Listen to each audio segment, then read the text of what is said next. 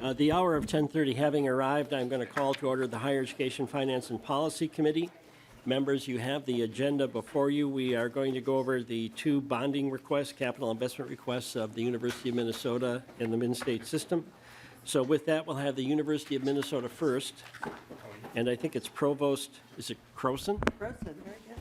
Welcome to the committee, and please identify yourself for the record. And I believe you're going to tell us that President Ettinger is on his way into Minnesota, and he did text the committee a couple of days ago and apologize for not being here. We appreciate the fact that President Ettinger has made almost all of these committee hearings. So with that, please identify yourself for the record. Thank you. I'm Rachel Croson. I'm honored to serve as the Executive Vice President and Provost at the University of Minnesota. Thank you, Chair Pawlowski and members of the committee. I'm very happy to be here with you today representing Interim President Ettinger. I am the Provost of the Twin Cities campus and the Chief Academic Officer of the system. I am an economist by training with specialization in behavioral and experimental economics. I'd like to recognize one of our regents, Regent Mary Turner, who has joined us today. First, I'm sure you've received the announcement that on Monday of this week, the Board of Regents chose Dr. Rebecca Cunningham, Vice President for Research and Innovation at the University of Minnesota, as the 18th president, the University of Michigan, as the 18th president of the University of Minnesota. I want to reiterate how delighted I and the university community is with this choice. We know that Dr. Cunningham will help us advance our mission of discovery, education, and service to the state of Minnesota. President-designate Cunningham's anticipated start date is July 1st, 2024. I know that Interim President Ettinger offered a substantive introduction when he was here last week, so I'm going to keep my remarks very brief. I do want to mention one topic that emerged at that hearing, which is student placement rates. As Interim President Ettinger mentioned, our system-wide placement rate is over 90%. That means over 90% of our undergraduates are either employed or continuing their education upon graduation.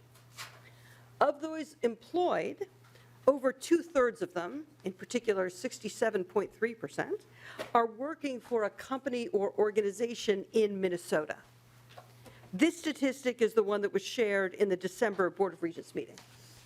We are so proud that so many of our graduates remain in Minnesota and contribute to our economy.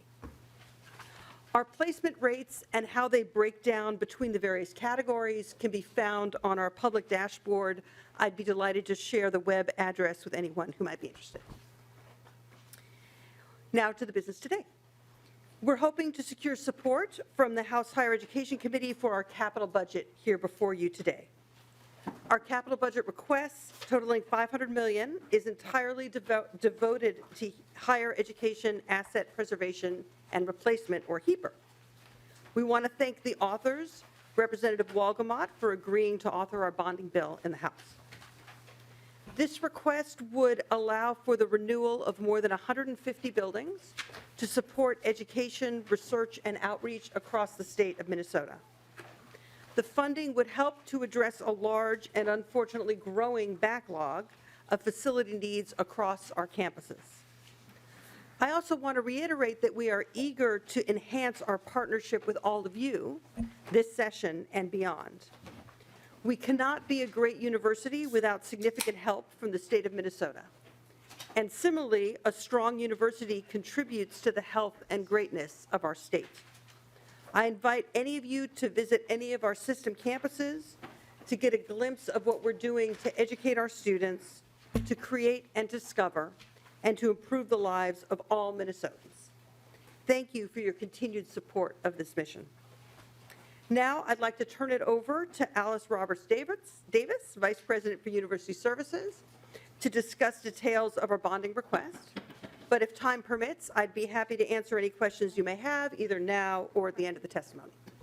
Thank you. Thank you. Welcome to the committee, and please identify yourself for the record. Good morning, Chair Pawlowski and members of the committee. I am Alice Roberts-Davis. I am Vice President for University Services at the University of Minnesota. I am very pleased to be here with you today, and I would also like to acknowledge another regent in the room. We have Regent Miron, who is chair of our regents, who's joined us as well. I'd like to also acknowledge that this time last year, I would have spent time with many of you as well as Commissioner of Administration, so it's good to be back here with you in a different capacity, but still doing work for the great state of Minnesota.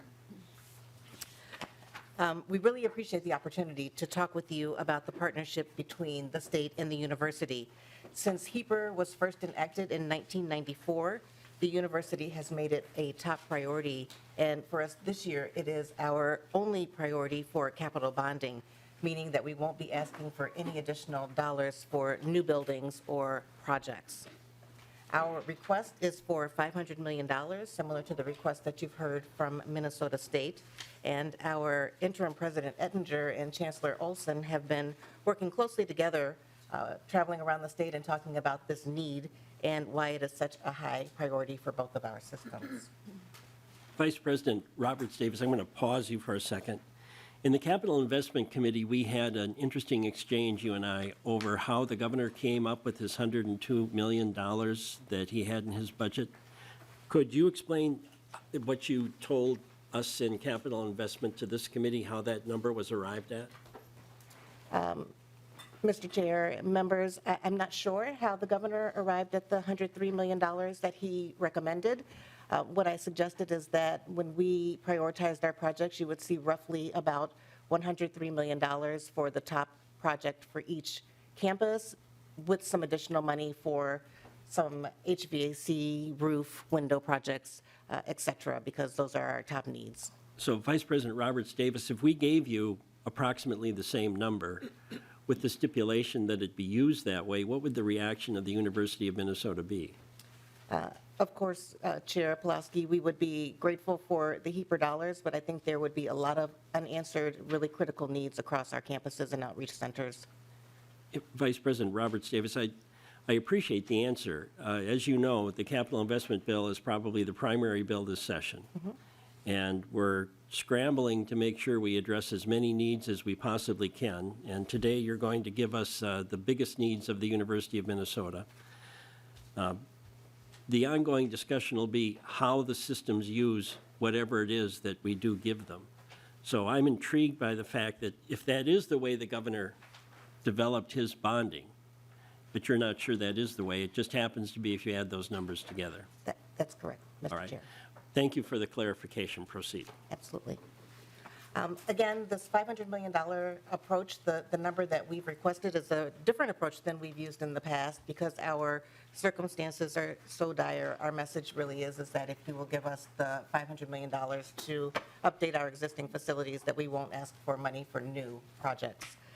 Additionally, we've heard from the legislature for years anecdotally that we should be taking care of the projects and the buildings that we already have instead of building new. And what we are saying is we've heard you, and we would like to do that. We will also agree to not create any net new square footage.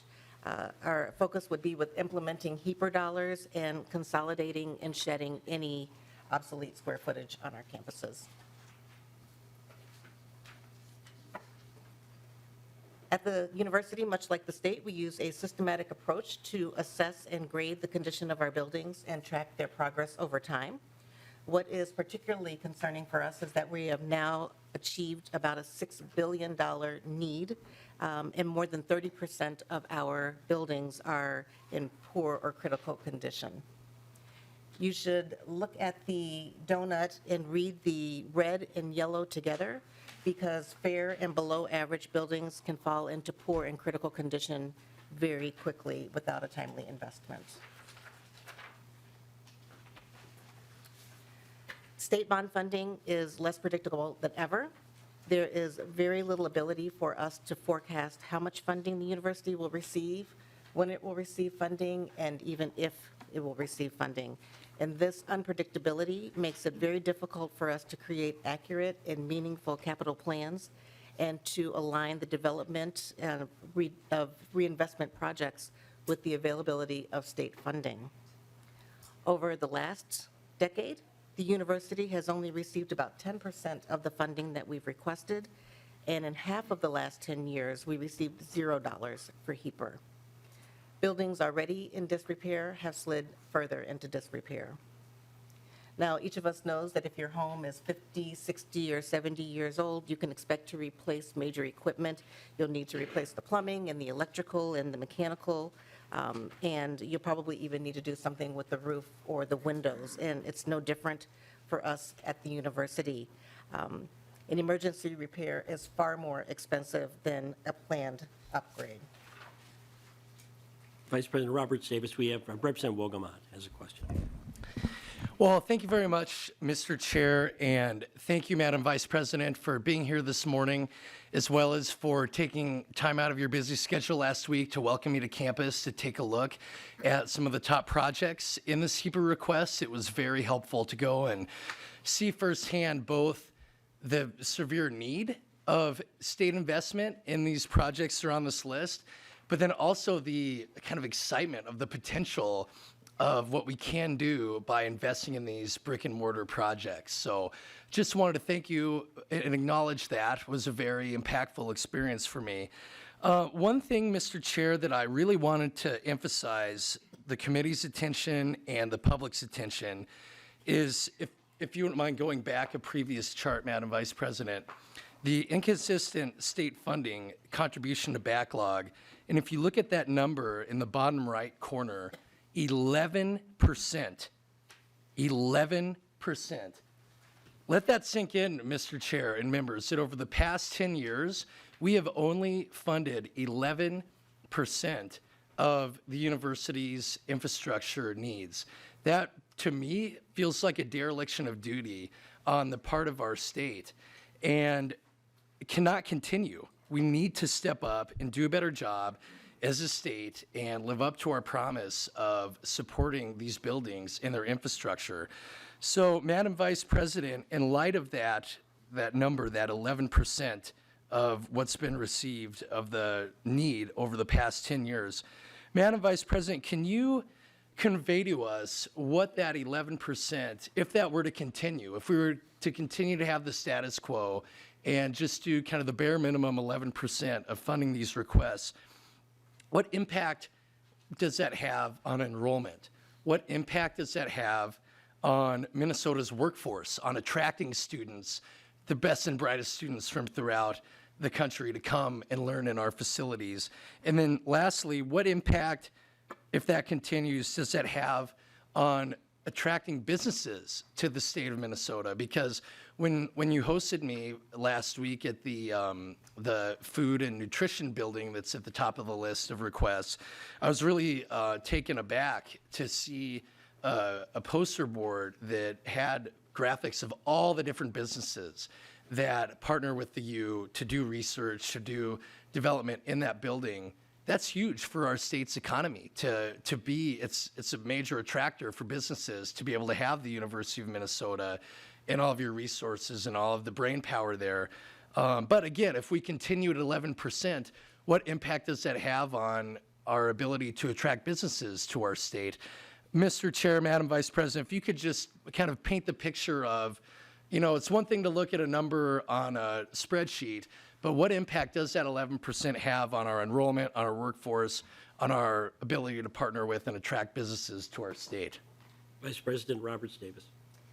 Thank you, Mr. Chair. Representative Wolgamott, thank you for taking the time to come out early and take a tour of our campus. We really enjoyed showing you our top priorities, and that question is a very big question. There's a lot there.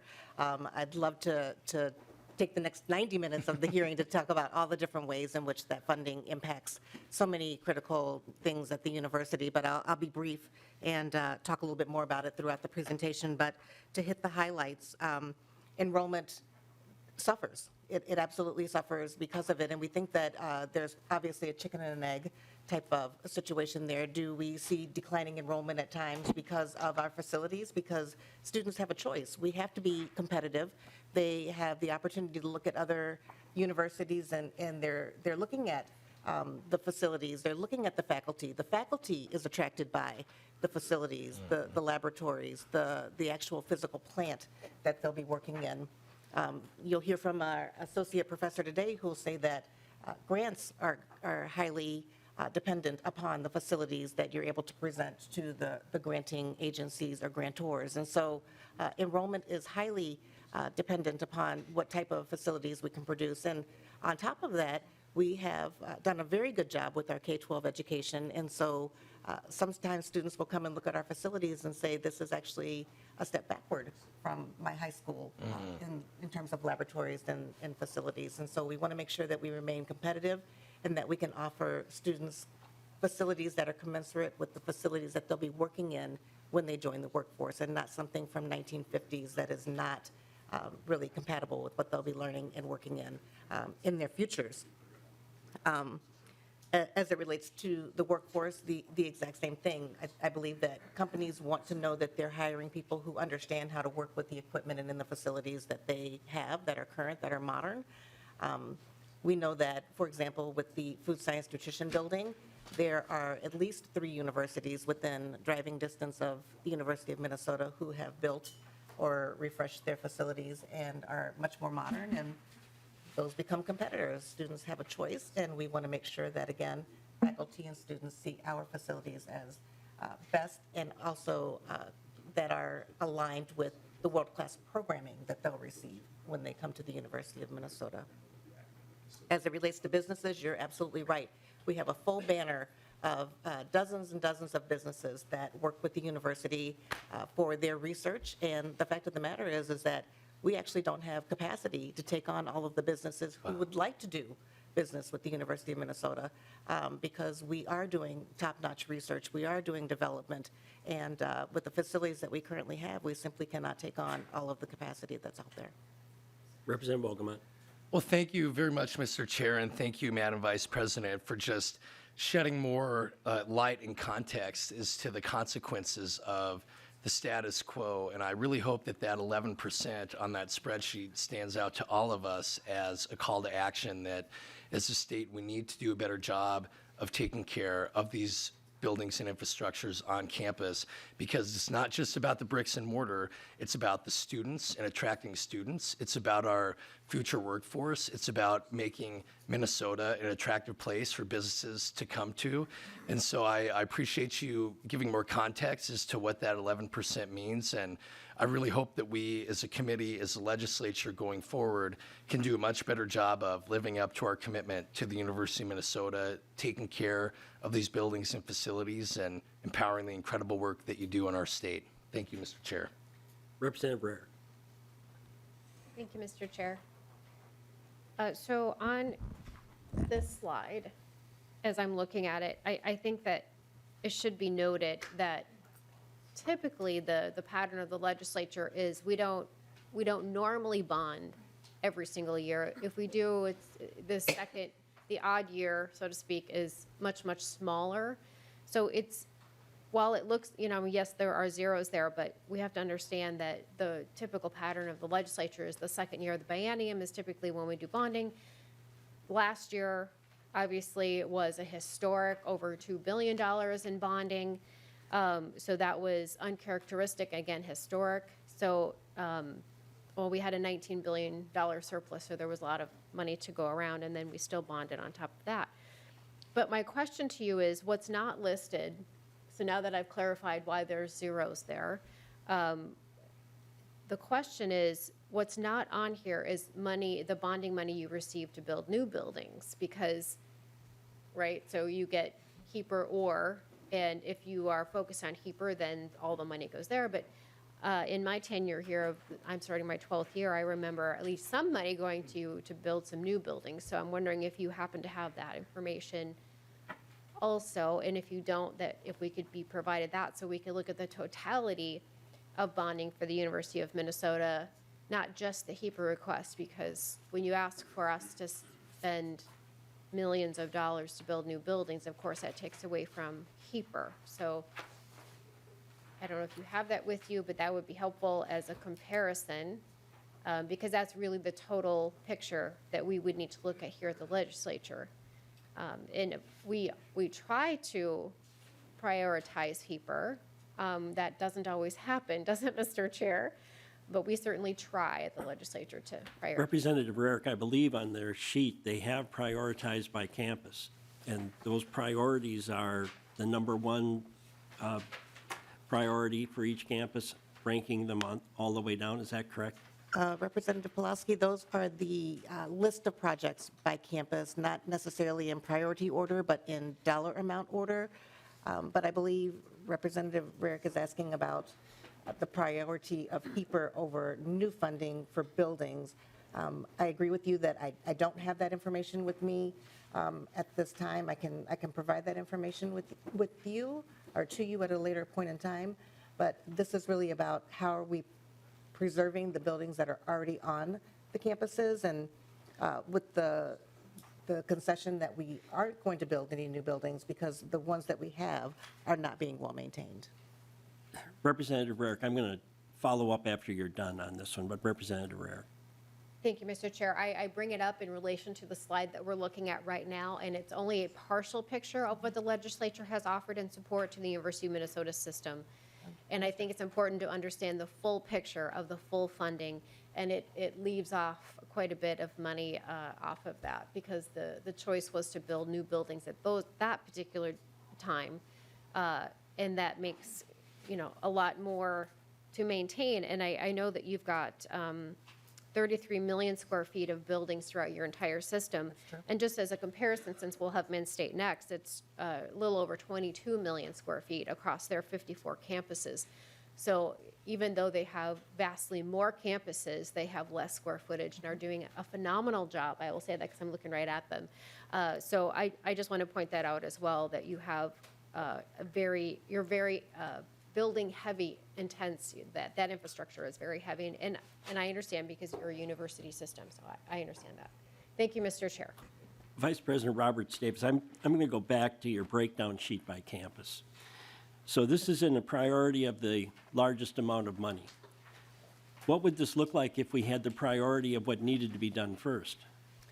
Is it just the money that drives this, or do we have infrastructure here that's critical and that would be considered number one, and it wouldn't be, I'm looking at Crookston, 6 million.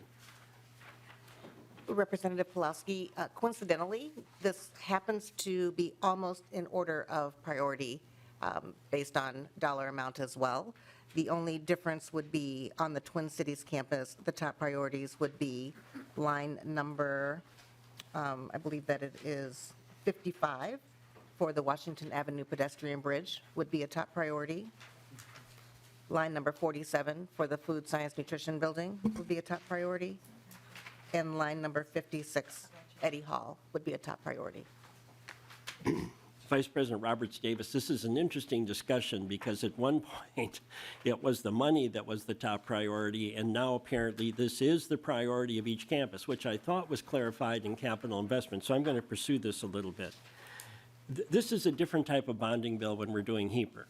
When you have new projects, we fund by project, and we give you what it is by project. So if we were to fund this, and I'm going to go back to the discussion about the walls bonding bill, why wouldn't we fund this by project also, targeting our money toward the biggest need in HEAPR? And my concern is that if we gave you just a sum of money, would it be dispersed across these campuses, or would it end up all at the main campus of the University of Minnesota? This is a different type of bonding year, and I want to make sure that if we're putting our money into this, that it's going to go based on need. Chair Pulaski, the list that you have in front of you is the list that is sorted by dollar amount, which also happens to be top priority, coincidentally, for each campus, except for the Twin Cities campus, in which you'll see those 3 exceptions that I named. And to your point about the governor's bonding budget, or the bonding proposal from the governor, if you were to give us the $103 million, this is the priority in which you would see the projects. So, Vice President Roberts Davis, why wouldn't we craft this bonding bill like we would craft a new project bonding bill by project? And say we were going to give you $103 million, and then we would list by project what we were giving you the money for. Chair Pulaski and members, there are far more needs than $103 million. Again, we are trying to simplify the list so that you can see overall what it is that we're asking for the $500 million, how it's comprised, so that there's, for you, some sort of background and understanding, some foundation for where that number came from. But this is the overall list of HEPA projects that are needed at the university. Vice President Roberts Davis, I fully understand that. I'm trying to get you to understand that if we're going to put a bonding bill together, it's going to have to be based on need. And since this is a HEPA-driven bill, which is a unique type of bill, why wouldn't we fund this by need and with clarity from the university about what are the needs? I don't necessarily want an answer from you, but if we're putting a bonding bill together based on HEPA, I think we should do it the same way we would do it if you were asking for new projects, and then we would list by project. And hopefully, we would list dispersed across these campuses. Chair Pulaski, the methodology that you're suggesting would suggest that there's only one need at each campus, and there's far more than one need at each campus. Vice President Roberts Davis, maybe you're not quite clear on my message here. You're not going to get $500 million. And whatever the number is, and I'm just using the governor's number, but whatever that number is, I would like to put it together in a way, and this would be the Capital Investment Committee, but I would like to have this committee weigh in exactly what those needs would be that would fit the number, whatever that number is. So I'd like clarity on what exactly the needs are. My fear is, particularly in higher education, that sometimes the needs aren't met, and there are other decisions that are made. So if this is a list of the needs, then I want to make it crystal clear that these are the needs in rank order of each campus, not just by money, but by what needs to be repaired, critically repaired. Thank you, Chair Pulaski. We do have a listing of, if you'd like to go further than the top one or two projects by campus, I can provide that to you. What we were trying to provide to you was the number of projects by campus, and we can go to a further sort, but again, it really is dependent upon how much money is allocated to the university as to an overall sort of how the money is allocated. Vice President Roberts Davis, I'm familiar with higher education EduSpeak, and I think we're getting into it right now. The clarity is going to have to be in the list that you give us and the order of those needs. I can see the numbers here, and you've got the most expensive at the top, and you're saying those are the ones that apparently are the ones that need to be fixed most. And then you're saying, well, that might not be, depending on the amount of money.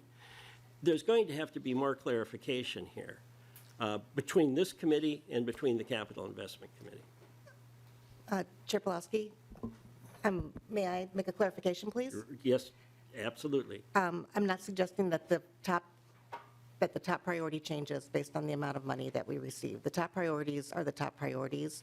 What I'm suggesting is that behind that in the list, those things can change based on how much money we receive, because we'll want to look at the overall scope of funding and then decide how the money is allocated.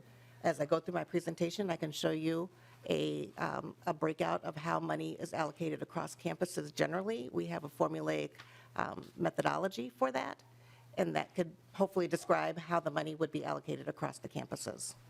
Yeah, Vice President Robert Davis, and our method is slightly different than yours. We take a look at what you give us, and then we would list by project. So there's going to have to be some type of combination here that we understand exactly how this money is going to be used. And I'll end it with that. This isn't the last hearing we're going to have. Okay, great. But there's Good going to news. have to be clarification here. Representative Robbins. Thank you, Mr. Chair, and thank you, Madam Vice President. Just for the record, you listed off the top priority projects of the University of Minnesota, and they didn't match what's in our list by number. So could you sorry. say that again? Because we may be working off different lists, I but apologize. the numbers didn't work for me, so. Chair Pulaski, Representative Robbins, I apologize. The top priorities for the Twin Cities campus would be Eddy Hall, the Washington Avenue Bridge, and the Food Science Nutrition Building. Representative Robbins.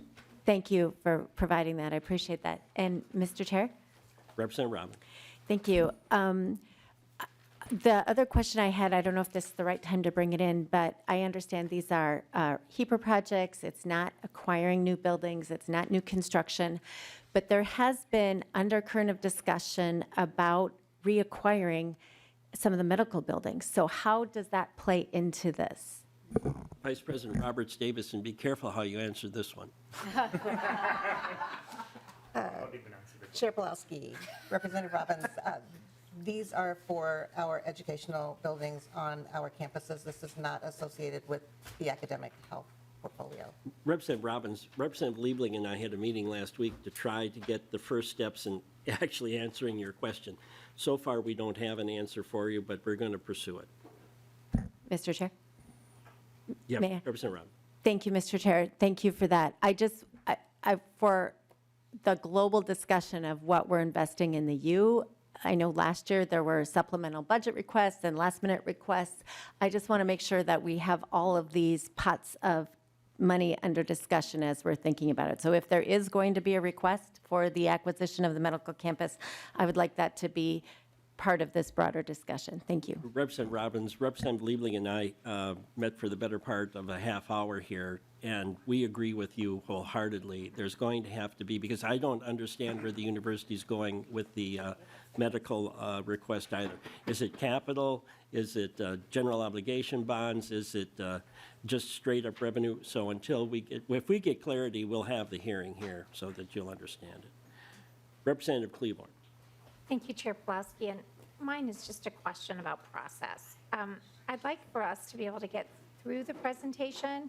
Both sides have had an opportunity to air some differences, but I'm sure we will all have questions towards the end, but I'd like to be able to have a comprehensive listen and then try to figure out where we need to go to discuss how we would put together our desire to spend the money, as well as what other costs there might be. But if we could please get through the presentation, I would appreciate it. Representative Cleveland, I'm taking the chair's prerogative I here know. because I would like a clear understanding of exactly what these numbers mean and what is the priority. Yeah. And the priority isn't always the most expensive. The priority might be the roof that falls, and that is a lot cheaper, but when that roof falls, you've got a lot of work to do with not just replacing the roof. And this is the first time in a long time we've had capital hearings in the Higher Ed Committee. This used to be standard. The Higher Education Committee would make requests to the Capital Investment Committee based on the hearings here. So I'm just searching for clarity. I've taken probably more time than I should have, but then I am the chair. I'm not challenging your prerogative. I would not do that. But what I'm just saying is the way my mind works, I just need to be able, when it's disjointed, it makes it very hard for me to follow. So that's just, Representative Cleveland, I've heard this in capital investment where we had the first exchange. And I wasn't clear on what they had presented then. I still am a little fuzzy on what they're presenting right now. So I agree with you. Ask all the questions you want, but we're going to have a thorough understanding of what this HEPA request is and where we can fund it to meet the needs. and I And wholly our support needs that. might not be what the university is telling us right now. So I wholly appreciate that and understand it. I'm just trying to figure out how I can best understand it as well. Thank you. And if we have to have another hearing, we will, but Representative Cleveland, we will. All right, proceed. Working with our facility assessment and benchmarking partners, we're able to estimate how much should be invested each year. The yellow range on this graph represents facility renewal targets. The bottom line indicates the minimum amount of funding necessary to hold ground on facility upkeep, and the upper line indicates the target to actually make progress on reducing our $5.9 billion facility renewal need. An estimated $700 million has been added to the backlog over the last 10-year period. In the years where we do receive state support, we're typically able to meet our renewal targets. So figures and graphs are very helpful for context, but equally, if not more important, is to talk about the outcomes of your support for our 2024 request. I'd like to lead with talking about safety and accessibility because these things are so fundamental to operating a campus that is welcoming and safe for all students, faculty, staff, and visitors. Your full support of our $500 million request would invest over $100 million across more than 60 safety, code, and accessibility projects across our campuses and outreach centers. Projects like the Washington Avenue pedestrian bridge, where we desperately need to replace the crumbling enclosure and provide a safer railing option, to the multi-ethnic resource center in Morris that lacks an elevator or accessible restroom, to the visitor cabin at Itasca, where the addition of an entrance ramp will allow equal access for visitors with limited mobility. Reliability is next because we can't expect to maintain our status as a top research and teaching university when we cannot rely on our buildings. It's a fact that planned repairs are less costly and less disruptive. When we're unable to keep up, we have emergencies like power outages and building leaks that can displace a class or researcher for hours or even days. This happened over the summer in Duluth because of the heat in our facilities. And you can imagine the angst of a researcher who is concerned that they may lose research that they've been working on for days, months, or even years. Emergencies also tend to create cascading problems. When a roof leaks and water gets inside, all of a sudden we're dealing with a host of problems from mold to potential contact with mechanical or electrical systems. And we do have buildings where when it rains outside, it rains inside. Your support will help us tackle repairs like replacing natural gas lines in Crookston, fixing the roof at McNeil Hall on the St. Paul campus, and completely overhauling the mechanical equipment in food science nutrition that supports their labs and food pilot plants. Finally, your support will protect and extend the life of our investments that the state has made in the past. More than half of the university's buildings are over 50 years old, and many are far older. In fact, our oldest building, Eddy Hall, is almost 140 years old. We had an opportunity to tour Representative Wolgamott, as he mentioned, and others of you, and we would really invite the opportunity to tour any of you who would like to come and see our buildings. We hope that you can appreciate how special these buildings are to both our campus and the entire state, and how critical it is for us to maintain them, keep them safe and functional for years to come. Your support will help us renew Eddy Hall into a new student services hub, as well as restore the exterior facade at Pattee Hall and waterproof the foundation so that it can become the future home for our American Indian Studies program. The photos at the top are from the 1914 portion of McNeil Hall in St. Paul, where waiting too long led to a near miss when a chunk of masonry peeled from the ceiling and landed on a conference room table. Thank goodness that happened overnight and no one was in the building. We know that Heber is cheaper. It is far more cost-effective to extend the life of an existing asset than to build new. And it's also much less expensive and less disruptive to do planned repairs and replacement than to address an emergency failure. Heber investments allow us to fix the core infrastructure problems that come along with every aging building, which in turn allows our colleges to use their funds to invest in the programmatic improvements that make this university a preeminent teaching and researching destination. So I'd like to give you a real-life example to further illustrate that point. The 1948 mechanical engineering building was severely outdated for modern teaching and learning. The poor condition of the teaching and research labs was negatively affecting student experience and impacting the quality of education. The faculty could not pursue certain areas of research due to code issues in their laboratories, and there was more than one improvised solution that had been put in place by the resourceful engineers in that building. So along with contributions from the university, we had the choice to renovate or replace, and we chose to renovate. We invested a total of $47 million in Heber over 3 phases, with construction concluding in 2020. And again, with a $47 million investment in Heber, we estimate that a new building would have cost more than $100 million. And that doesn't include demolition or utility connections or the disruption and displacement of the building tenants during that time. So we know that HEAPR is cheaper. The core HEAPR investments allowed the university to then reinvest back into the labs and the modern program enhancements to restore the usability and competitiveness in this key program. HEAPR funds are allocated to every campus, as well as the research and outreach centers located throughout the state. As a starting point, we use a straightforward formula to determine the allocation to each campus based on their size and condition, and then supplemental HEAPR can be allocated to campuses as needed. Over the last 5 years, we have allocated additional funds to campuses if needed, beyond what the model would prescribe. At the governor's proposed $103 million, we would support the top requests for each of the system campuses, including the Crookston Heating Plant, which needs critical improvements for reliability.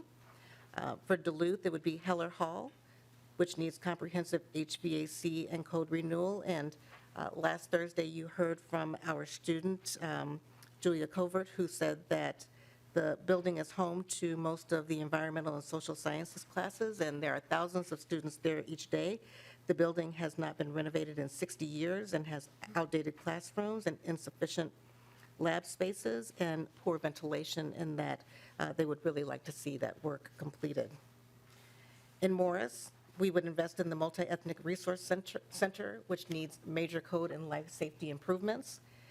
And in the Twin Cities, on the Minneapolis campus, it would be the Washington Avenue Pedestrian Bridge, and in St. Paul, the Food Science and Nutrition Building.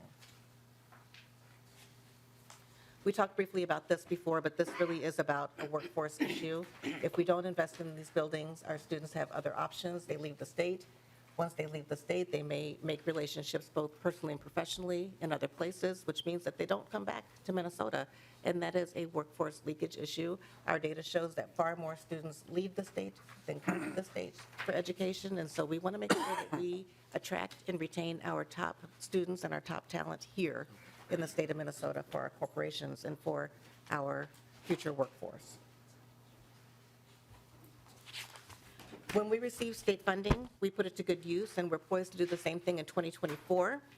As we reported in January, 94% of the 2023 appropriation has already been allocated to critical renewal projects, and it's clear that the capital investments are good for the local economy as well, because these projects support hundreds of vendors across the state, with 90% of our expenditures going back to Minnesota companies. We are wasting no time investing the 2023 HEAPR appropriation across the entire state from Ely to Waseca. This is just a sampling of the 45 projects that were funded with your $43.5 million appropriation. The complete list of projects and funding are available in the report that we submitted in January, and we'd be happy to resend a copy of that to anyone who would wish to see that. And so, as I close, I just want to remind you again of what our student from University of Minnesota Duluth shared last week when she said that students deserve a safe, comfortable, and accessible place to learn and grow, and we are Minnesota's future. Please invest in us. So with that, I'll close and stand for any questions you may have. Members? Questions? Representative McDonald, you have a question or just a twitch? I was just scratching my head, Mr. Chair. But since you called on me, Mr. Chair. Question for you, has the U in the past put aside funds for a capital improvement project over the years so they can gain up a fund balance to repair buildings and other assets preservation? Vice President Roberts Davis. Mr. Chair, Representative, we don't save up for capital improvement projects. However, when we receive HEAPR, the different colleges often use their own funding for the programmatic changes and things that HEAPR does not cover. So HEAPR will do mechanical, electrical, building envelope projects, but it doesn't do the interior parts of the building. And so we supplement the HEAPR dollars in order to make the program fully operational. Representative McDonald. Thank you, Mr. Chair. And then last question, Chancellor. Does the Alumni Association is there a program that the alumni would pool some money together or fundraising for asset preservation? I would think that would be, maybe you do it already. If not, certainly your alumni would love the U and the buildings and want to continue to preserve its precious assets. Vice President Roberts Davis. Chair Pulaski, Representative, that's a great question. What we generally find is that donors are looking to invest in people and places. They are not necessarily interested in donating toward projects like HEAPR and reinvestments in buildings. They want to be able to showcase something that they can actually interact with. And so, plumbing, boiler rooms, those types of things are not things that they can interact with, but scholarships and students and faculty and welcome you into a wing or a floor of a building are things that are more interactive. And so that's typically where we find traction with getting donor interest. Last question, Mr. Chair, thank you. Have you asked the donors? Just the reason I just questioned the last question is because being active in my home community with nonprofit groups, we often did fundraising and asked donors to donate to important projects in the community, buildings, parks. So donors usually certainly want to be, benefit from their donations for human property, if you will, and their experience, but also in buildings. So I find it surprising that donors wouldn't want to say, hey, I'd be happy to donate a portion of my donation to a building preservation that'll last, hopefully, 50 to 100 years. Representative McDonald, I asked that question in capital investment, so I'm intrigued if I'll get the same answer today. Vice President Roberts Davis. Chair Pulaski, Representative, I have not personally asked the question. I know that our Alumni Association, our foundation do all of those fundraising calls. And, again, historically, their data shows that these are not the types of things that their donors are interested in donating toward. They would prefer to see those things that are more interactive. Okay, Representative Rare. Thank you, Mr. Chair. Just a quick question. You had said far more students are leaving Minnesota than coming in. Do you happen to know the approximate number? Go ahead. Chair Vice President Roberts Pulaski, Davis. Representative, I don't have that number with me, but I did have that data from our data analysts back at the office, and so I can provide that information to you. Representative Rare. Thank you, Mr. Chair. So then we've got another source that's saying the same thing that I did say a few hearings ago. And I know you didn't like my source of the data, but I would love to hear what that number actually is. I had heard it was around 20,000, but again, that was a few years back, so I'd love to hear what the current number is. Representative Rare, it's not that I didn't like your source. I would have liked to have seen your source. Vice President Roberts Davis. Thank you, Chair Pulaski. 20,000 are leaving the state? Is that your source, your information? Representative Rare. Thank you, Mr. Chair. So it was a few years ago, pre-pandemic, but it was 20,000 net that we are losing, that are leaving. You had said far more are leaving than coming in, so that was the net change was about 20,000. Okay. Happy to provide that information. Vice President Roberts, if you want to get back to us on that, you can. I will. Thank you. Okay. Representative Knorr. Thank you, Mr. Chair. First of all, I just want to take the opportunity to congratulate the Regents for the appointment of the next president, Cunningham, and looking forward to collaborating on many things. I know we're talking about the need at the U, and I'll give you a quick example. The Washington Bridge, that's beyond the University of Minnesota. And the tragic incidents that happen on that bridge, when many people have lost their lives. I've walked on that bridge several times in any given year. I think it's upon us to see this not only as something for the University of Minnesota, but also for the communities in my district who cross that bridge for many purposes. So it's beyond just the University of Minnesota. We're saving lives by making sure that we put the life safety codes that are required on that bridge. In fact, I've had from many parents who have reached out to me about the incidents that have taken place. Many people have lost their lives, so they've committed suicide, essentially, by just going there. So it's well known for that. I'm hoping that we can address that issue this year. Likewise, I think some of the facilities like Eddy Hall, which is the quiet entrance of the University of Minnesota, it's a building that we want to reflect. It was one of the first buildings that the university built. So it's upon us to make sure that we protect that legacy, that historical nature of it. And I'm hoping that not only looking at the $103 million that the governor proposed, we need to look at the totality of the need and where we can have an impact of the need of the University of Minnesota and the Min State. So, Mr. Chair, thank you so much. I look forward to that robust discussion. Representative Cleburne. Thank you, Mr. Chair. And I think many of us agree with the idea of how do we best get the bang for our buck? Whatever we spend, we want it to have a really good ripple effect. And that's part of my comments today. The food science building is an embarrassment to our state. We are a large agricultural state, and that lab should have been redone decades ago. And we have lost students to other states, and my daughter went and got her PhD in food science in another state. And when I saw their facilities compared to our facilities, to your comment about how we can compete for those grants and how we can bring in manufacturers to our state, they need to know that that research will be supported here. And so I'm very excited to see that that food lab is on this list to be redone, but I also see it's also not cheap, right?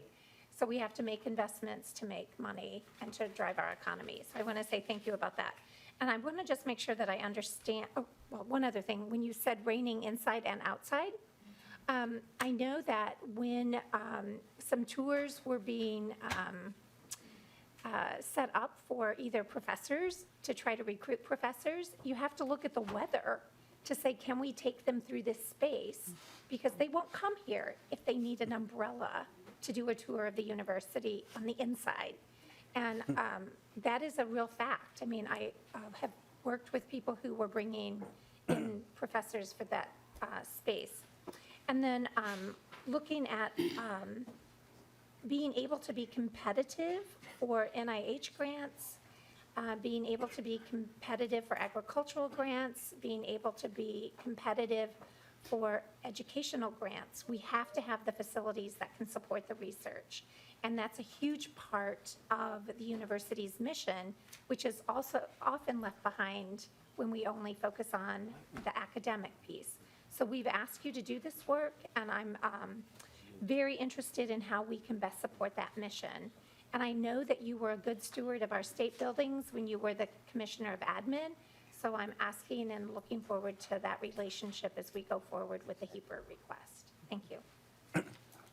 Vice President Roberts Davis. Mr. Chair, thank you, Representative Cleburne. I was looking, I hoped I had some additional supporting slides here to show you photos of Wilson Library, where we literally have floor-to-ceiling plastic because all of our books are in there, and it rains inside when it rains outside. And obviously, that's no place for us to keep books that are obviously very, very important and very fragile. Thank you. Representative Cleburne. No, thank you.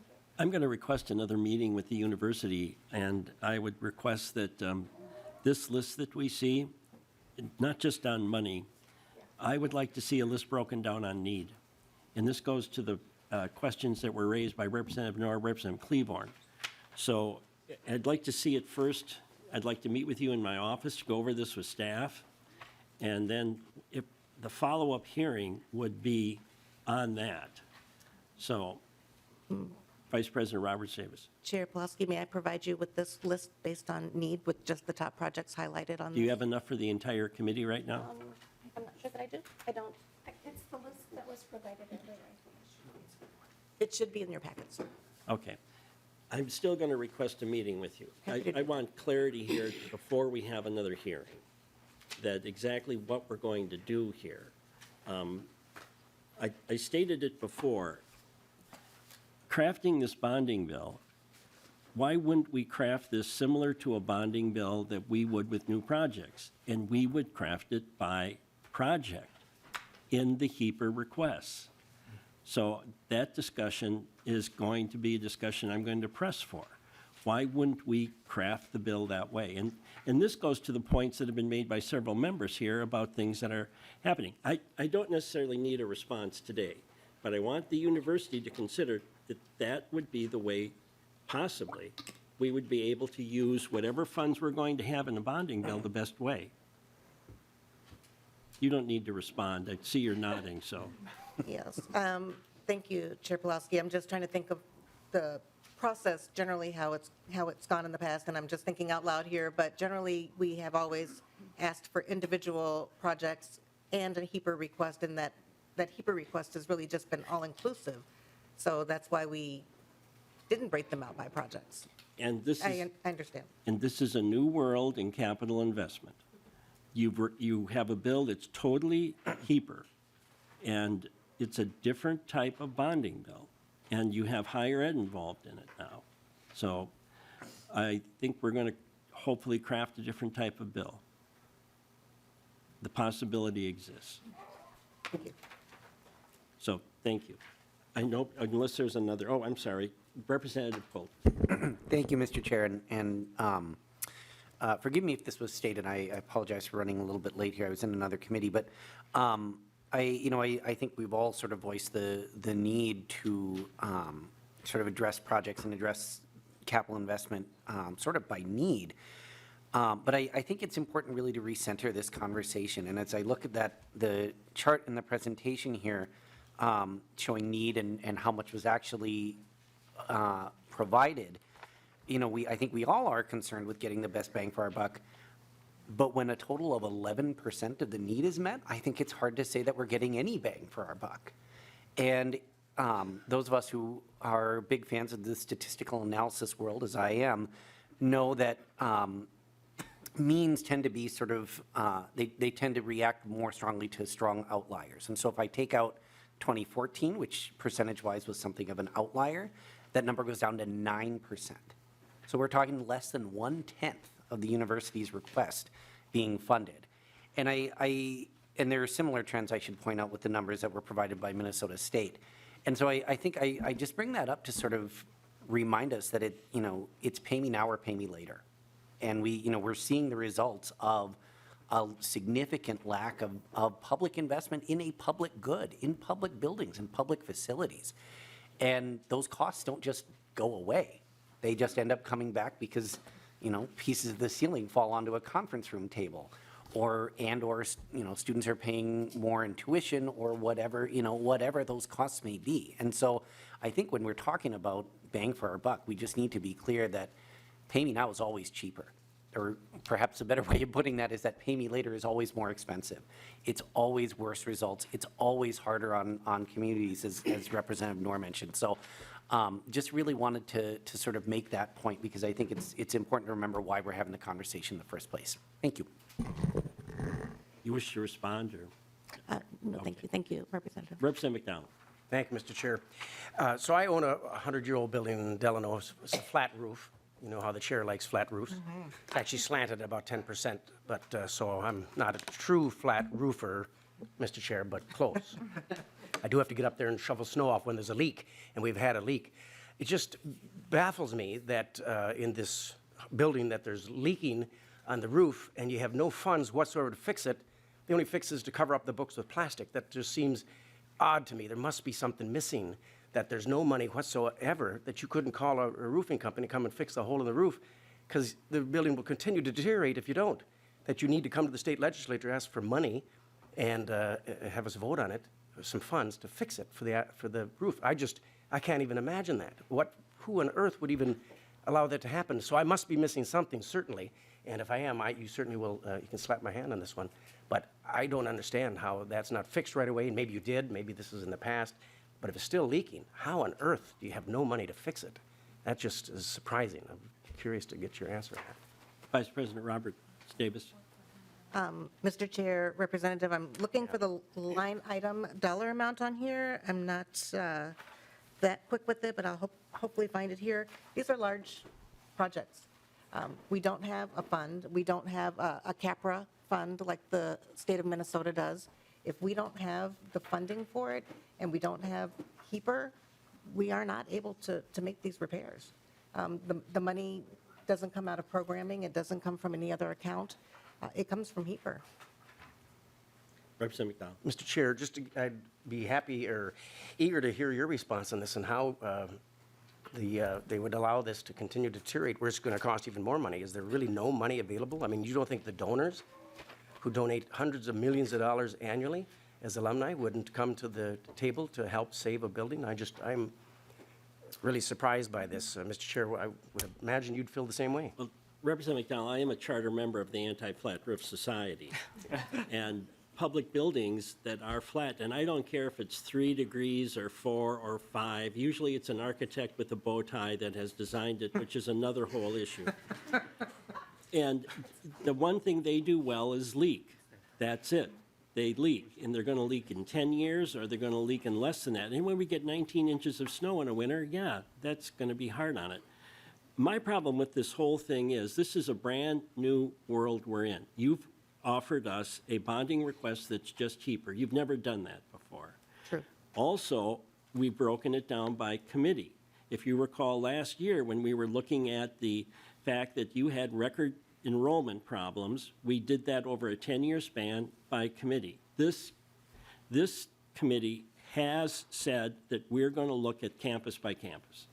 And I want to have a bonding bill that when it's done, will address the needs of as many of the campuses within the university system as possible. I agree with the flat roof, but I don't think we're going to fix the flat roofs with this bonding bill. But hopefully in the future, they'll know the difference between a pitched roof and a flat roof. And we have one more Representative member, Pulaski. Representative Robbins. Representative. Oh, I'm sorry, Chair Vice Pulaski. President. I would just love to respond quickly and just say that we have a list just for this year of $500 million in priorities, and it is very important that we maintain the roof and the books and all of the facilities, but there is a long list of priorities, and although that's important, we have life safety issues, we have code issues, we have so many things, and it's very difficult to prioritize what's going to be done first. And a leaky roof is bad, but we also have a Washington Avenue Bridge issue as well. Thank you, sir. Representative Robbins.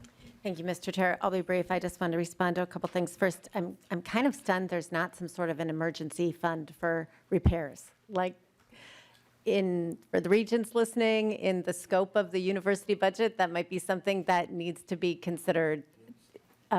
Secondly, to my colleagues who have rightly pointed out that sort of perhaps underfunding of investment in capital projects over the years, on the list provided since 2014, it's been, largely always having a governor from the majority party, and the governor this year is only proposing $103 million. So I think that's something that needs to be considered when we're blaming the legislature for lack of investment. I'm not sure that's appropriate, particularly when we are spending $730 million on renovating this building. That would cover all the HEAPR requests, and there'd be leftover for what the Minskew system's requesting. And it's one building, which is not fully occupied, as I keep saying. I know I'm beating a dead horse, Mr. Chair, but to me, the lack of priorities by perhaps the governor, but certainly by the decision to fund a $730 million renovation of this building is shocking to me, and I just had to get that on the record. Thank you. Okay. I believe you have one more testifier who may not want to come up now, but. Ran away.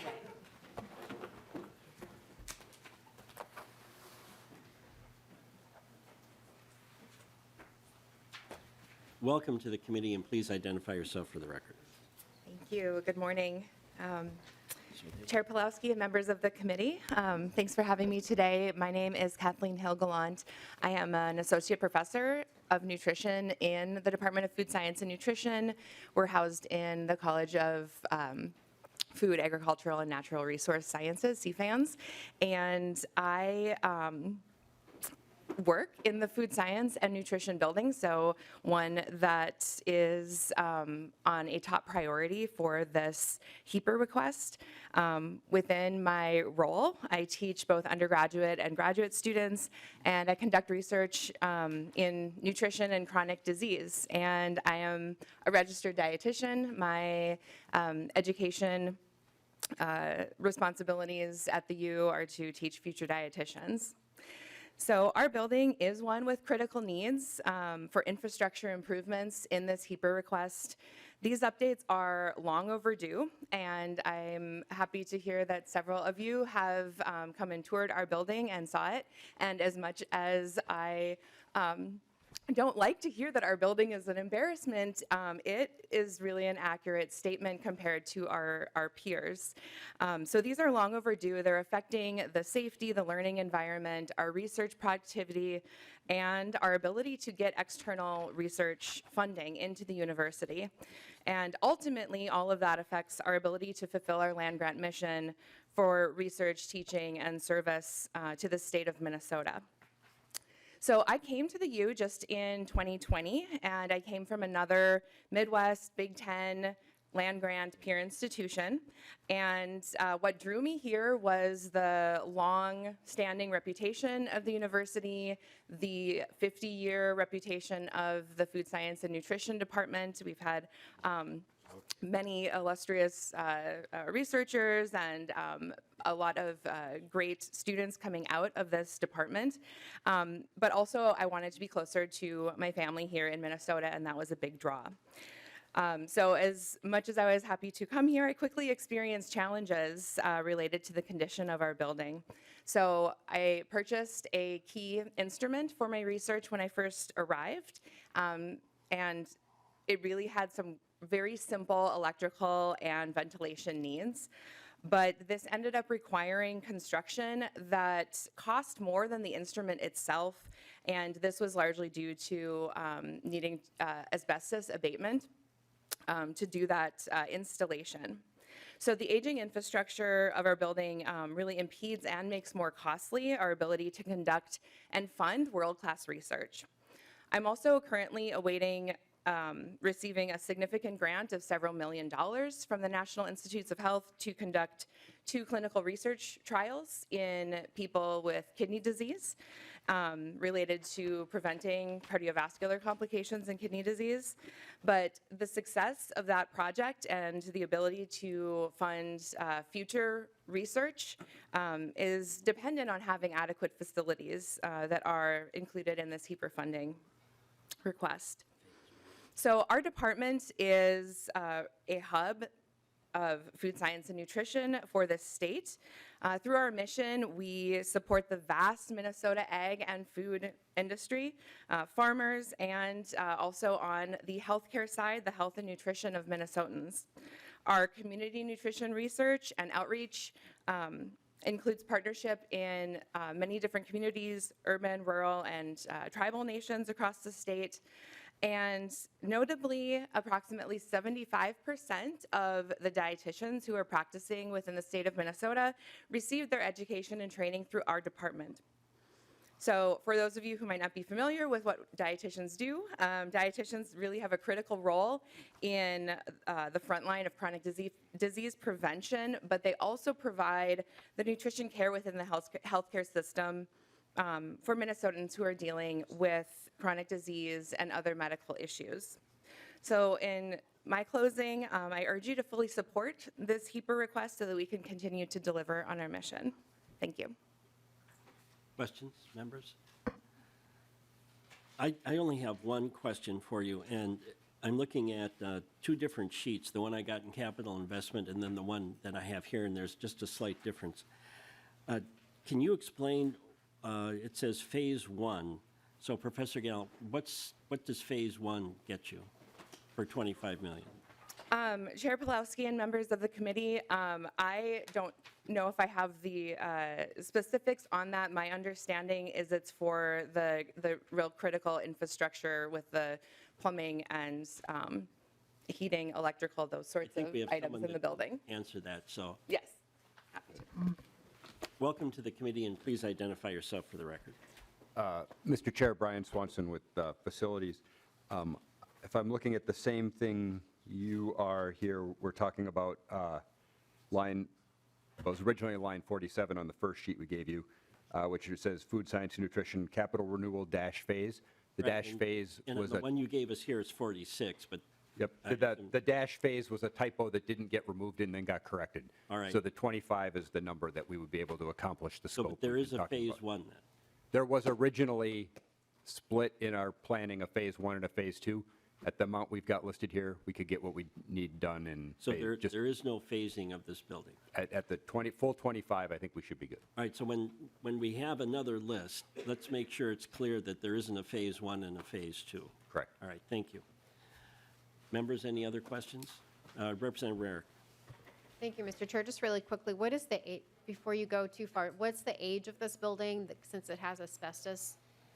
And can you just explain just a tiny bit about what you're going to be doing for 25 million? And I think the other gentleman Yes. probably would have that answer. Thank you.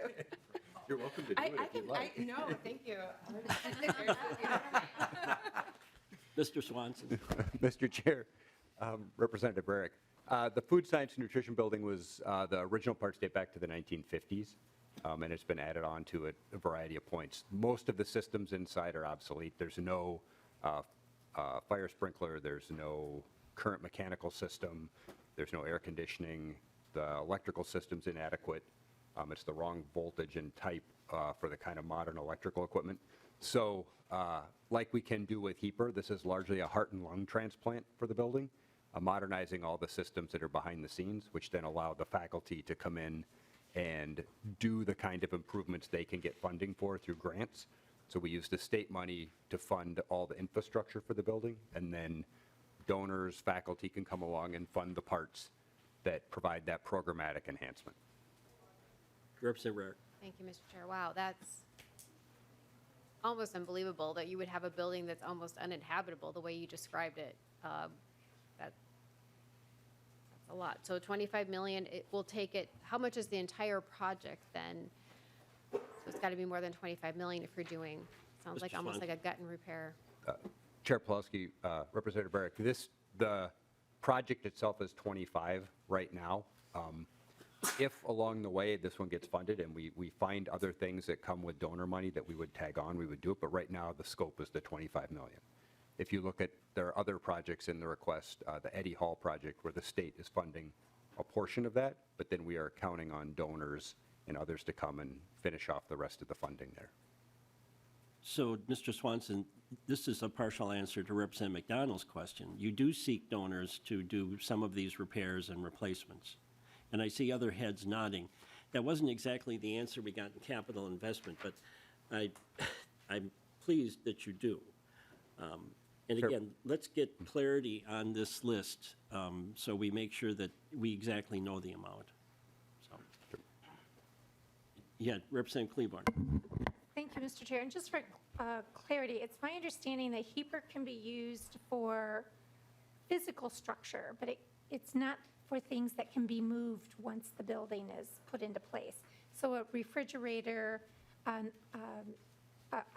pilot plant, I mean, once it's bolted to the ground, maybe it could be done at a later date, but not at this date. Is that correct? Mr. Swanson. Chair Pulaski, Representative Claiborne, you are correct, but it's even more limited than that. That's what I thought. HEPR, the statute, which is, it's a wonderful program. It's existing buildings for existing program. So when we come in and do a HEPR project, we will fix all the things for the building that are largely the behind-the-scene things. If we're going to make a programmatic change, that's when we use other funding. And those are oftentimes the cases where the donor funding will come in and make those enhancements. And that was the example that Vice President Robert Davis gave us in the mechanical engineering building, where HEPR did the entire heart and lung transplant for the 1940s mechanical engineering building. The College of Science and Engineering was then able to use those improvements to leverage donor funds, particularly in the student lab space and the places that had a lot of donor appeal. So the HEPR money enables the donor money, but it does not substitute for donor money. Representative Claiborne. No, I was just going to say, I think the committee members might be interested in knowing how high the temperature goes in that food science building where we're asking students to work. It is incredible. This one. Yeah, Professor Gallo. may I? Professor Gallo. Yes, so Chair Pulaski and Representative Claiborne, I don't know the exact temperature, but we have to go home. I mean, we will get emails if we're not yet on campus that the temperatures have gone high, and that if we can work from home, we should, and that it's really difficult to be in the building. And sometimes even stronger than that, like it's not healthy to be in the building. And so that is definitely something that affects us more frequently than it should. Representative Kleborn? No, that's fine. All right, then I think we're done with the University of Minnesota.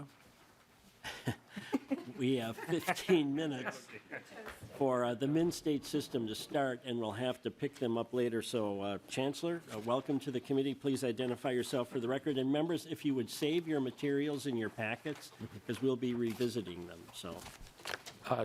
Chair Pulowski, members of the committee, thank you for your service to Minnesota. I'm Scott Olson. I have the honor of serving Minnesota as the Chancellor of Minnesota State's colleges and universities. I'm excited that we have with us today two campus facilities directors, James Splett from Minneapolis College and Joshua Blackwell from North Hennepin Community College, and my colleague Brian Yolitz and I thought you would really enjoy their boots on the ground perspective on how your investments have helped keep our students safe, warm, and dry. Our facilities workers are amazing in how they take care of the infrastructure of Minnesota, what you've built. So we're glad to have them with us today. Mr. Chair, I know this committee thinks in terms of biennium, but their testimony is going to be so unique that you would only hear something like it once every 4 years. Once every 4 years. Oh, and it's leap day today. We are pleased to be joined today by the chair of our Board of Trustees, Roger Moe. Trustee Dawn Erlinson was here, but she had to leave. President Dee Dee Peasley from St. Paul College was here, but she had to leave. And we're also joined by Jennifer Irwin, who's the statewide leader of the AFSCME bargaining unit. I'm going to go through this kind of quickly. You know, Minnesota State's the engine of Minnesota's workforce. So in order for us to graduate more nurses, teachers, accountants, tradespeople, public safety officers, and the like, we need spaces that are safe, warm, and dry. Our story is similar to the story at the University of Minnesota. I was pleased to spend time with President Ettinger, going around to different communities, talking about the need, and I look forward to doing the same when Dr. Cunningham becomes the U of M president. Chair Pulowski, with your permission, I would like to now, with the time we have, turn the presentation over to Mr. Splett and Mr. Blackwell, and then we can later come back with slides and talk about the 35,000-foot view. But as long as they're here, we thought you'd enjoy talking to some folks who oversee the facilities. No, that's fine. We've got about 10 minutes, so I know that they're busy, and welcome to the committee, and we'll start. I don't know which one's first, but whoever's first, welcome to the committee. Please identify yourself for the record. Thank you, Mr. Chair. Committee members, my name is James Splett. I'm with the Facilities Department at Minneapolis Community and Technical College. I want to start by thanking you for your past support of Minneapolis College and the Minnesota State colleges and university systems. Without your help, we would not be able to operate our campuses. For those of you not familiar with Minneapolis College, we are located in downtown Minneapolis on the western edge between the Basilica and Loring Park. We serve 10,000 credit-seeking students a year, 70% of which are from traditionally underrepresented groups, and we're very proud of that. And again, we couldn't do what we do without your help, so we are here to thank you and to ask you to again go to your colleagues and make a strong case for robust funding for our institutions.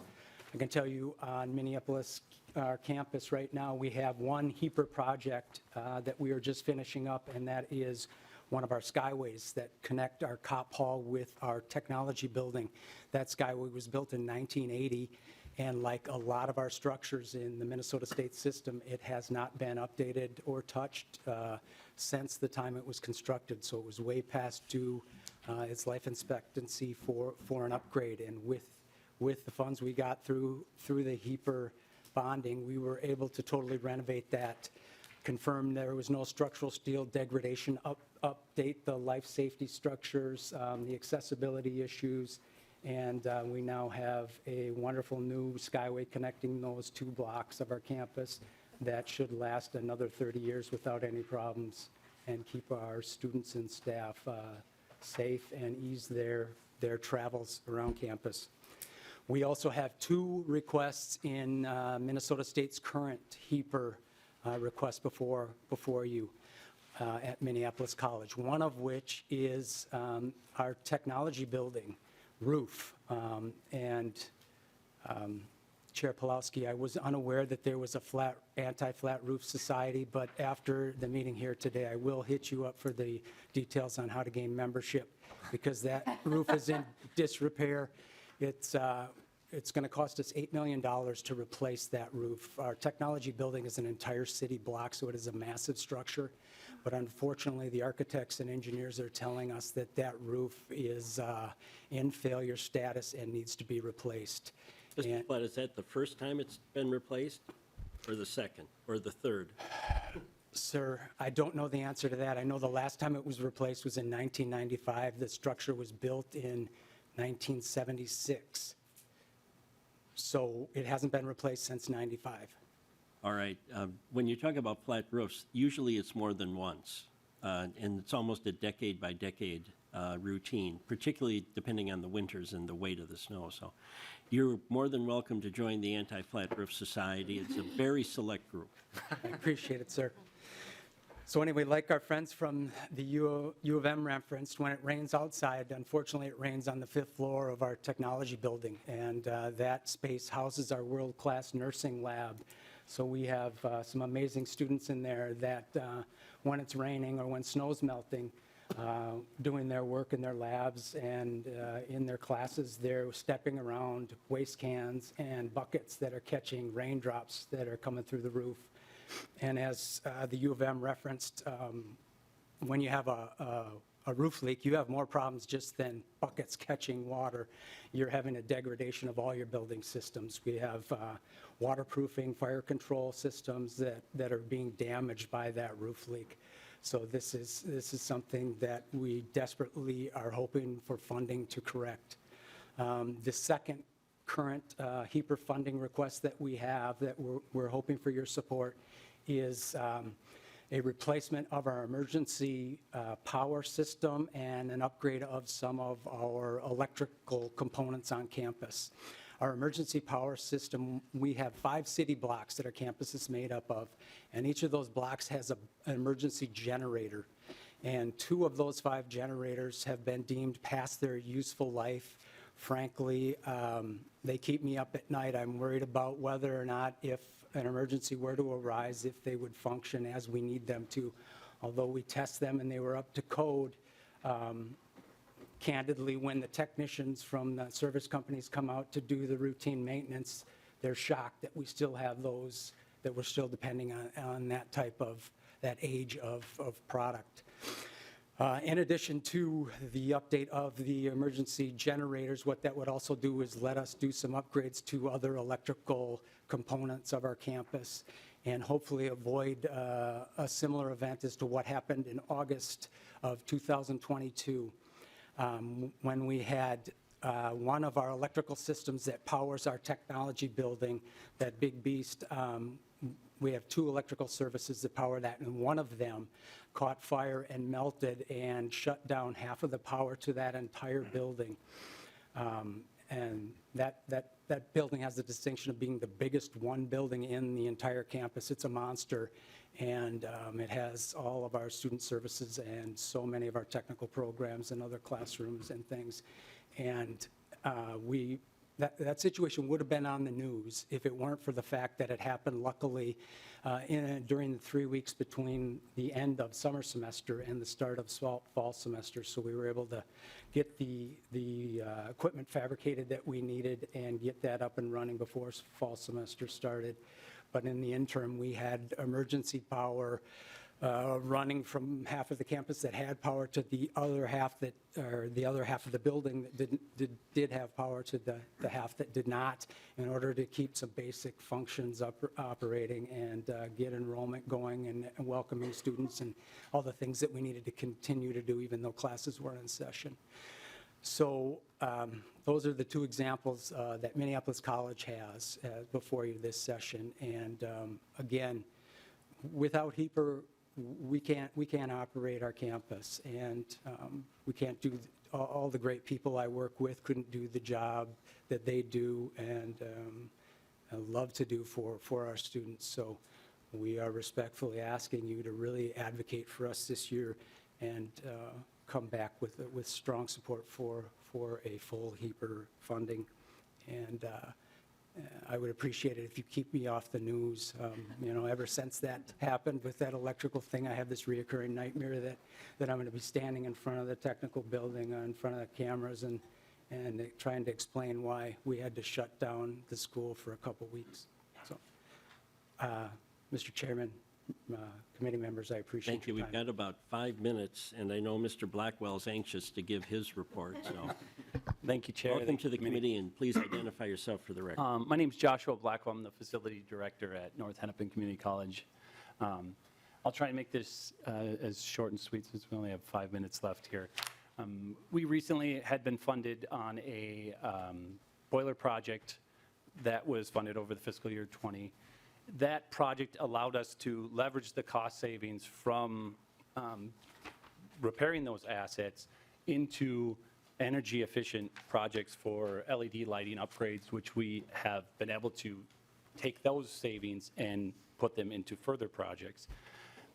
What I wanted to bring up by saying this is by saying asset preservation isn't, I don't have the exact same mindset as everyone else on asset preservation. I believe that is a ends to a means that provides us with the opportunity to not just keep the things that we have in a effective, efficient manner, but it also gives us an opportunity to fix things that we wouldn't have fixed with those funds that we were trying to just keep alive.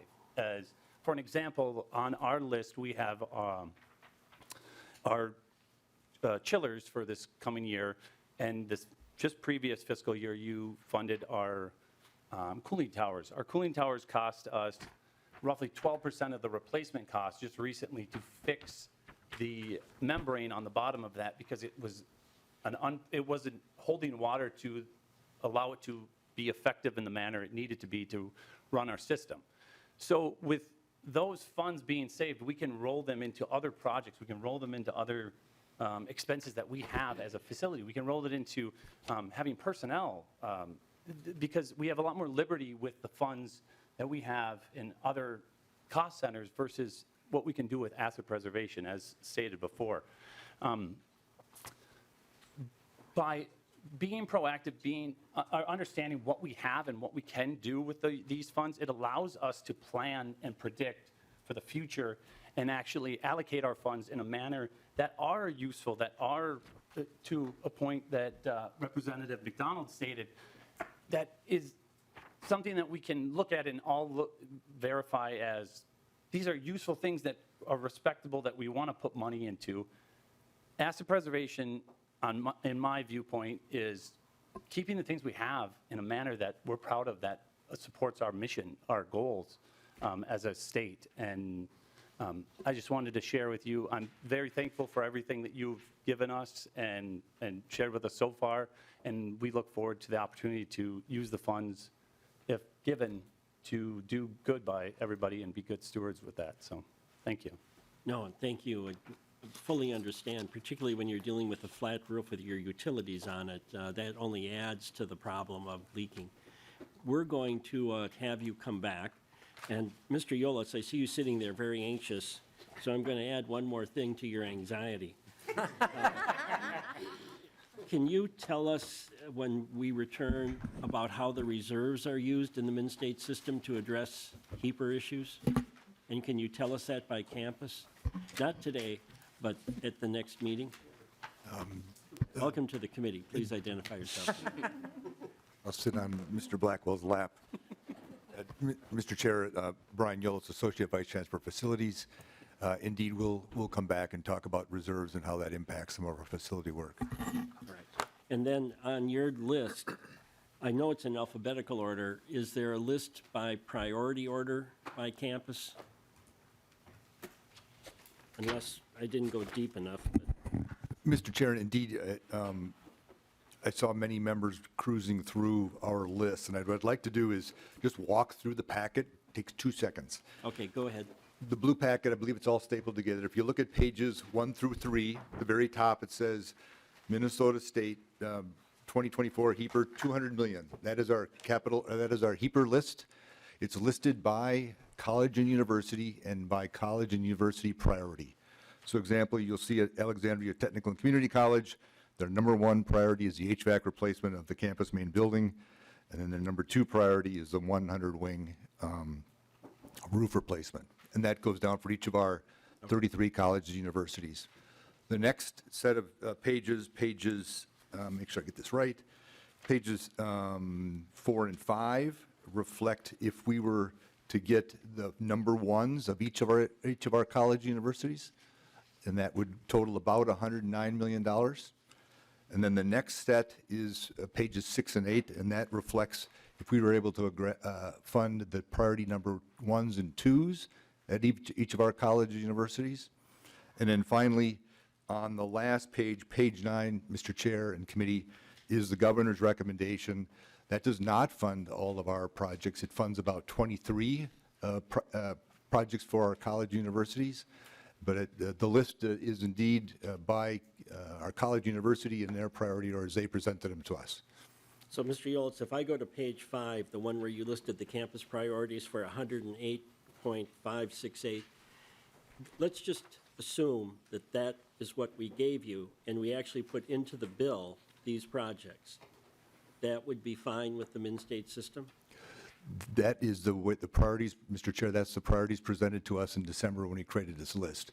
Right. What sometimes happens is that campuses will have a roof leak, like Mr. Spleeth talked about, and he wouldn't want to adjust some of their And priorities. Mr. But this is Yolitz, generally where we're going to be. I'm interested in the reserves, because part of the reserves are supposed to be used for emergencies like that when you don't have the bonding money. Representative Cleaborn. Mr. Chair, I just want us to be careful that if they're able to have some efficiencies as they're doing the projects, right? If they can, that we don't end up allocating money that couldn't be used for anything else. So Representative Cleaborn, that's a valid point, but I'm also here for specificity. Oh, no. And I'm assuming that the specificity of these requests is what they need and how they would be used. This is going to be, despite the size of the bill, a very tight bill. And again, to repeat, I would like it to go to the projects that are the greatest need and make sure we've addressed those things. And I would be in concurrence with that viewpoint. I just want to make sure that if I know. we don't waste, we don't allocate money that can't be used. That's all. Yeah, I share that, but Min-State has reserves by campus also that they have used when they have had issues. So we'll revisit all of this, members. Save everything. Don't throw anything away. We don't want to reprint paper. Mr. Yolitz, you raised your hand. Do you have a statement? No, Mr. Chair, I was just adjusting my microphone, and I apologize. And really, Representative Cleaborn was talking about a procedural One last thing. Representative Wolgamott, where are you? Mr. Chair, I have a motion to make with your permission. Fire away. Well, Mr. Chair and members of the committee, I attended our hearing on February 22nd, and subsequently, I reviewed the minutes for that meeting. And after careful deliberation and consideration, Mr. Chair, I believe it's in the best interest of our committee that we adopt these minutes. So I would like to move that we come together and that we adopt the minutes for the February 22nd, 2024 committee. Representative Wolgamott moves the minutes. Is there any discussion or correction that needs to be made? I mean, we're 3 minutes over, so. That's just hard cheese. Seeing none, all those in favor of the Wolgamott motion signify by saying aye. Aye. Any opposed, nay. Motion prevails. The minutes are adopted. Meeting adjourned.